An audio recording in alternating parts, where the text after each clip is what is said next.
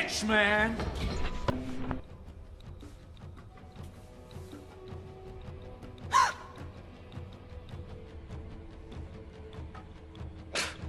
What's up, guys? On this episode of On the Set for October Horrorfest, I'm checking out the Blair Witch Project. Is it fact or fiction? You tell me. In the fall of 1994, 3 film students set out on a trip to Burkittsville, Maryland to make a documentary about the legendary Blair Witch. The witch is said to be supernatural and haunt the local woods in town. So, when they get there, Heather, Mike, and Josh interview some citizens in town about the witch. They all seem to know the local legend, but instead, they mostly talk about a murderer named Rustin Parr, who lived alone deep in the woods. In the 1940s, a bunch of children in town randomly went missing. So when the police investigated Parr's house, they found a bunch of children's bodies buried there, and they determined that he killed them all. They also mentioned him bringing the children down to the basement 2 at a time. He would make one stand facing the corner as he killed the other one. When asked why, Parr claimed the Blair Witch made him do it. Anyway, wandering through the woods for a day, they stumble upon an area called Coffin Rock, where 5 people were found murdered in a ritual-type way quite a while ago.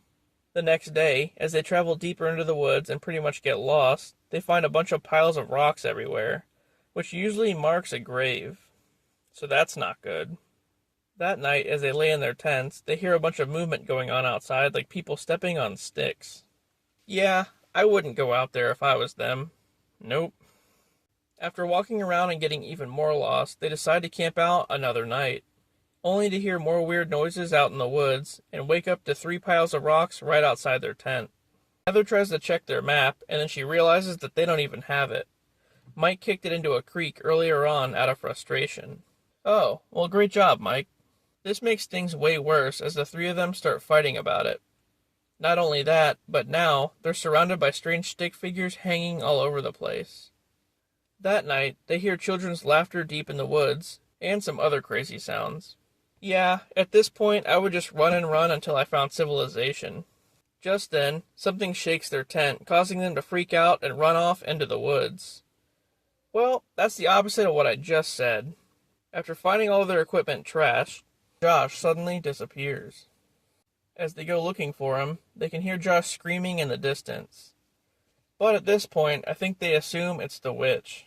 Heather finds a bundle of sticks with a bloody shirt inside, containing some of Josh's body parts, like his finger, his tongue, a bit of hair, and some teeth.